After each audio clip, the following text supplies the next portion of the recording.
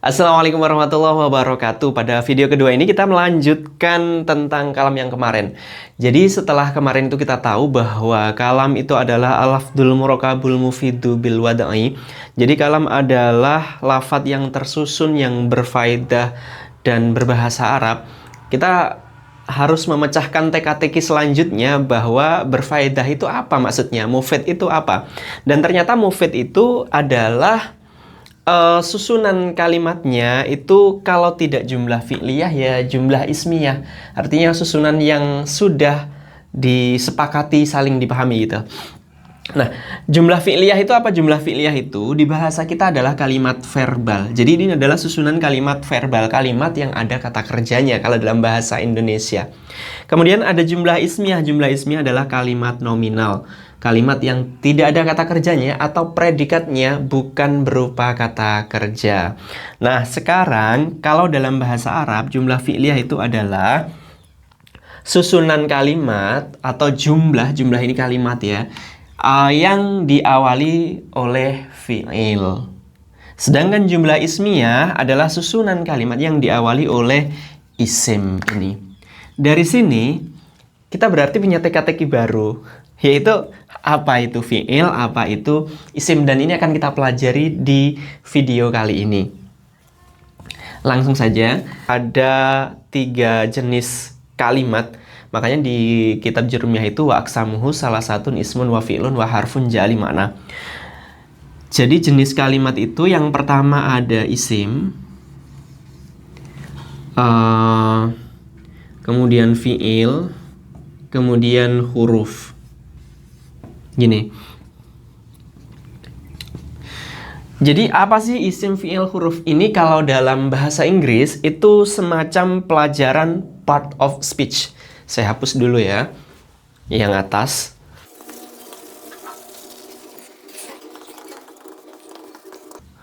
Kalau dalam bahasa Inggris kita ada part of speech atau kelas kata ya.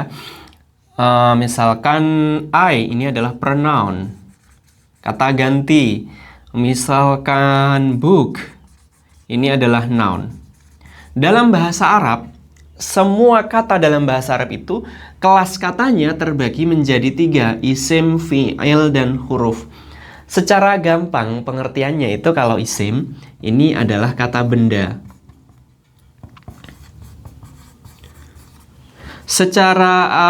Dan fi'il ini adalah kata kerja.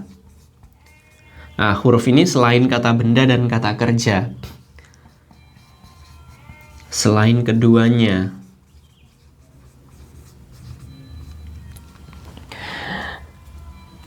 Tapi misalkan nih ada lafadz, sebuah lafadz di sini lafadznya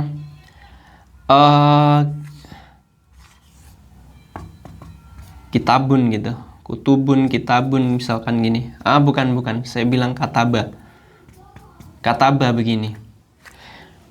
Kalau kita cuma mengacu pada kata benda dan kata kerja, ini kalau kita ditanya ini kalimat apa, itu kita sebagai bukan orang Arab, kita akan mencari dulu artinya apa gitu. Nah, makanya di kitab Jurumiyah itu juga dijelaskan bahwa isim, fi'il, dan huruf ini punya tanda-tanda. Jadi isim itu tanda-tandanya yang pertama itu ada i'rab jar. I'rab khafat atau jar ya. Kemudian ada tanwin. Kemudian ada al. Kemudian huruf jar. Misalkan begini. Dari sini aja kita juga punya teka-teki baru. I'rab jar itu apa lagi gitu. Oke, untuk jelasnya akan misalkan saya ada lafadz masjidun ya. Masjidun misalkan begini. Ini kalau diartikan jelas artinya adalah masjid atau tempat sujud. Nah, di sini kalau dari artinya kita sudah tahu ini adalah kata benda. Tapi kita juga bisa melihat selain dari artinya, kita lihat dari ciri-cirinya. Yang pertama, apakah dia i'rab khafat, i'rab jar? I'rab jar itu artinya di huruf paling belakang ini adalah kasroh. Ini bukan kasroh. Dan ini pakai dhammah tanwin. Berarti dia bukan i'rab jar. Apakah dia ada tanwin? Nah, ternyata di sini paling belakang itu ada tanwin, berarti fix dia adalah kalimah isim. Begini cara taunya. Oke, fix ini adalah isim. Apakah dia al? Nggak ada alnya. Apakah dia huruf jar? Huruf jar itu didahului huruf jar, huruf ini dia tidak ada jarnya.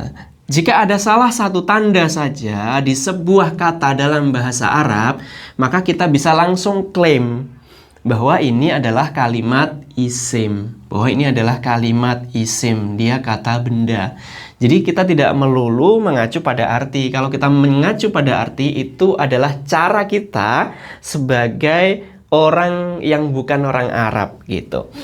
Kemudian kita lanjut kata kerja. Kata kerja itu bisa diawali qad. Ini saya mengacu kitab Jurumiyah ya, saufa misalkan begini. Oh, ada lagi selain saufa itu ada diakhiri dengan tak.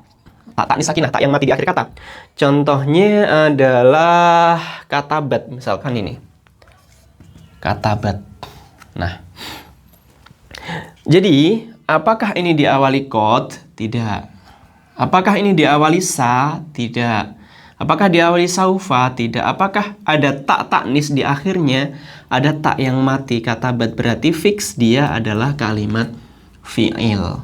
Kita dari satu tanda-tanda ini kita bisa langsung klaim bahwa ini adalah kalimat fi'il. Dan ini kata kerja, artinya adalah menulis. Begitu. Jadi, kalau selain tidak ada tanda-tanda semuanya, bolehlah kita klaim bahwa itu adalah kalimat huruf. Sementara seperti itu. Nah, di Jurumiyah itu penjelasannya sampai seperti ini. Tapi setelah ini kita akan lebih jelaskan lagi masalah part of speech ini. Kita hapus dulu.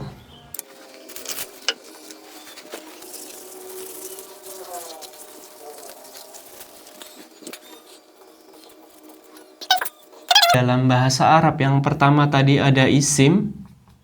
Isim adalah kata benda. Kemudian ada fi'il. Kalau di dalam sarahnya, isim itu adalah sebuah kata yang menunjukkan makna dirinya sendiri, yang punya makna, bermakna, tanpa zaman. Fi'il menunjukkan makna dan dia berzaman. Huruf ini adalah huruf yang punya makna jika bersama kalimat lain. Bersama, kurang sini lagi. Isim atau fi'il. Begini. Ini untuk huruf. Ini untuk fi'il. Fi'il itu... Oke, baik. Kita pelan-pelan saja. Jadi kalimat isim ini yang punya arti tapi tidak disertai dengan zaman. Zaman itu waktu. Konsep waktu dalam bahasa Arab dan bahasa Indonesia itu sama persis. Jadi konsep waktu atau zaman dalam bahasa Arab itu sama persis dengan bahasa Inggris. Ada di tengah ini adalah waktu sekarang. Atau dalam bahasa Inggris, bahasa Arab itu adalah zaman hal. Saat ini. Kemudian misalkan ini berjalan ke utara ya, ke sana ya. Masa lalu adalah pas. Masa lalu ya. Saya tulis bahasa Inggris sih. Masa lalu. Kayak sekarang ini adalah present kalau gitu. Di pas ini adalah zaman madi namanya. Di masa depan ini future. Ini kita ada namanya masa depan. Zamannya adalah zaman istiqbal. Jadi di sini konsep waktu atau konsep zaman yang dimaksud tanpa zaman di sini ini sama persis dengan bahasa Inggris. Ada past, ada present, ada future. Ada madi, ada hal, ada istiqbal. Jadi ada masa lalu, masa sekarang, dan masa depan. Sekarang kita buat contoh untuk kalimat isim. Ini misalkan tadi kita contohnya masjidun. Masjidun. Artinya masjid. Isim adalah kalimah yang mempunyai arti atau bermakna dan tidak disertai dengan zaman, tidak disertai dengan waktu. Jadi masjid ini besok ya masjid, tahun depan ya masjid, tahun lalu juga masjid. Dia tidak terikat dengan waktu. Berbeda kalau contohnya tadi adalah katabat, menulis. Jadi menulis ini terikat waktu. Maksudnya bisa ditanya menulisnya ini kapan. Jadi kadang menulis itu sekarang, kalau sudah selesai menulis itu artinya ada progresnya, ada masanya. Saya menulis aku, ini saya awali dengan huruf A, saya akhiri dengan ku, ini ada waktunya, dan kalau sudah selesai, saya sudah tidak menulis lagi. Jadi yang dimaksud fi'il, sebuah kata yang bermakna, tapi dia disertai dengan zaman, dia terikat dengan waktu.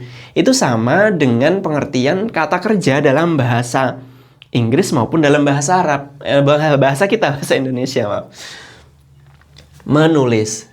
Dari sini jelas ya, kalau masjid ini kita tidak bisa ditanya kapan masjidnya, itu nggak bisa. Tapi kalau menulis bisa ditanya kapan menulisnya. Jadi dia terikat waktu.